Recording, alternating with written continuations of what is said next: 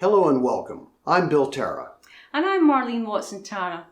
13 years ago, we conceived of a project to educate as many people as possible about ways to create a sustainable future. We called it the Human Ecology Project. It grew out of our belief that food choices are one of the most powerful ways that individuals can contribute to a healthy planet.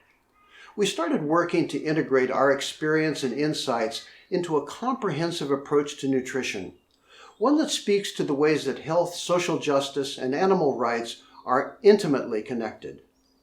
Unfortunately, the problems that existed then are still in place and even worse than before.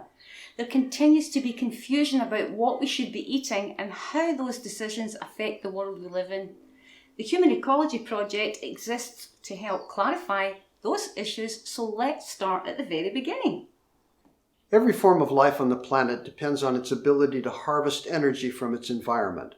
Nothing generates its own life independently. All animals, both human and non-human, are dependent on plants.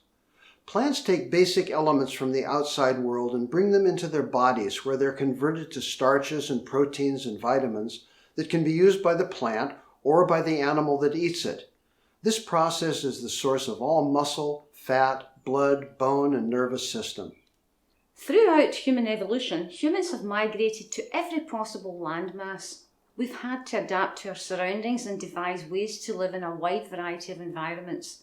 These adaptations become social norms over time.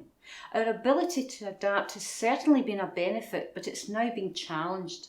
The world we live in has changed rapidly over the past 100 years. Those changes demand a new adaptation, one that allows us to live in the world without destroying it. This is a new world, and we have to learn to live in it while creating individual and social health. Since 1960, the world population has soared from 3 billion to 7.8 billion. This increase has contributed to serious stress to human society and then rippled out into the environment with tragic consequences. We have simply not paid attention to the damage that we've done. We have treated resources of the planet as if they were infinite and have consumed them at an increasing rate. We now sit at the tipping point. The decisions we make in the next few years will determine if life on planet Earth survives. What we eat is central to these problems. There are several issues that point to the deep connection between the ecological crisis we face and our food supply. They describe the impact of the modern food system on the air that we breathe, the water we drink, and the soil that's the source of all of our food. It also affects the diversity of plant and animal life that animate our world. This is being pulled apart through human activity, and it must stop. Let's look at a few of the major areas of damage that we create. The food industry does not want us thinking about the environmental impact of our diet any more than they want us knowing what's in it. The dietary guidelines for America have always shown the power of the big business to dictate government policy on nutrition. From its inception, the food industry has always called the shots.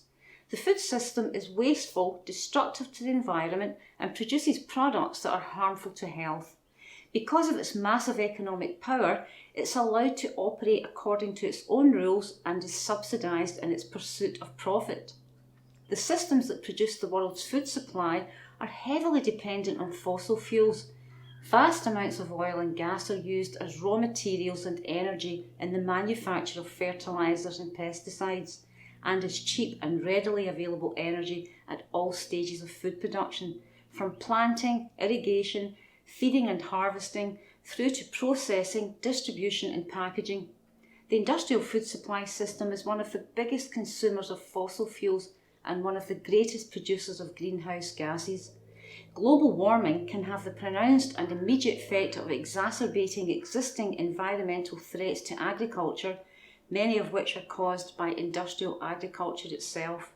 Environmental degradation, water shortages, salination, soil erosion, pests and disease all pose serious threats to our food supply, and they're made worse by climate change. Regardless of the volumes of scientific studies proving the harmful effects of eating a diet of meat, eggs and dairy, governments and even some environmental groups continue to pull focus away from the extensive damage and waste of resources of using animals as food. Consider the resources of land, The planet is mostly water, only 29% is land, and of that land, 71% is habitable. The rest is taken up with barren spaces such as deserts and glaciers and exposed rock. Over half of the habitable area is dedicated to agriculture, but only 20% of that agriculture is used to feed humans. The rest is fed to animals. This wasteful use of precious land is mirrored in water use as well. Water is essential for life, and we're wasting and polluting it. Again, animal agriculture is the prime culprit. It takes 600 gallons of water to produce a single glass of milk. Few realize the massive amounts of water that are needed to raise animals for slaughter. It takes more than 2,400 gallons of water to produce just 1 pound of meat. Only 25 gallons of water are required to grow 1 pound of wheat.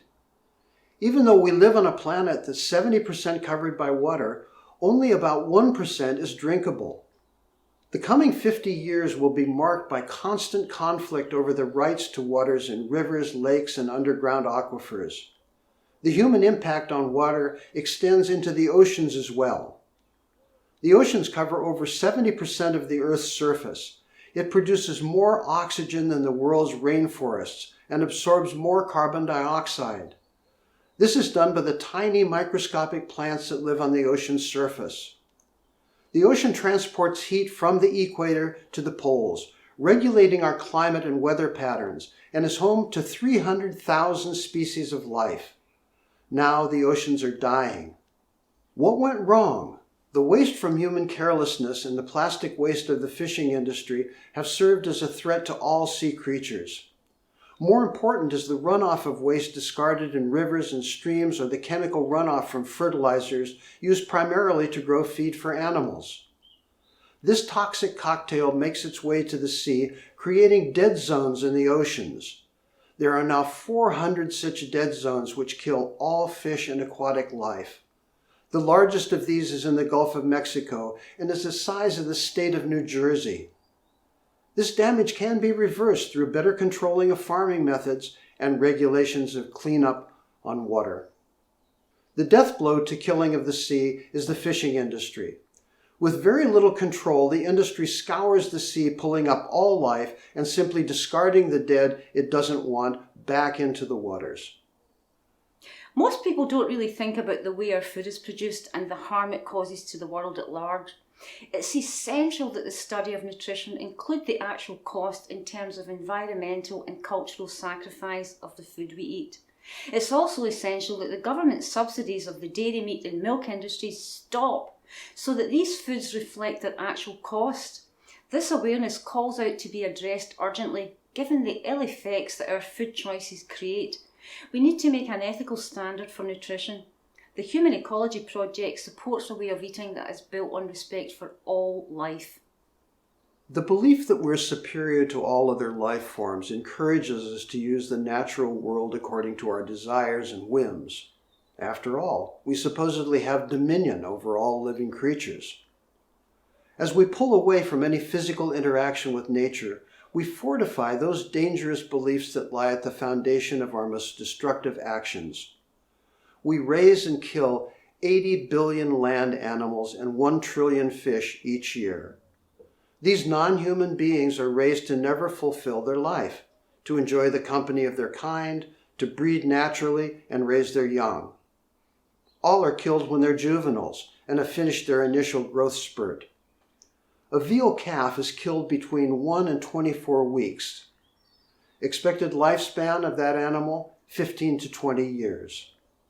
Chickens are slaughtered at about 6 weeks. If left alone, they would live to about 8 years. Our brutal disregard for life should weigh heavily on us. This is just a sample of some of the issues that we will examine in detail in future Human Ecology Project videos.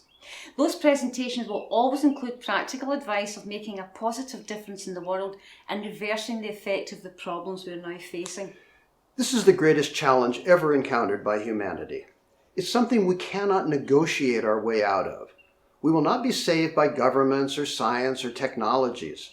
The most powerful solutions are at hand, and they do not need new inventions or more study. We'll only succeed in creating a sustainable and healthy world if we all engage in bold action that's rooted in our daily life. We need your help in getting the message out. So here we are, sharing with you our life's work, our passion for a healthy world for humans and non-humans alike. And we're all in this together. So if you can, please join Bill and I in service for a healthy world.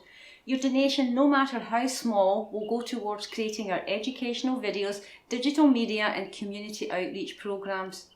Please donate by clicking on the link below. Thank you. Thank you.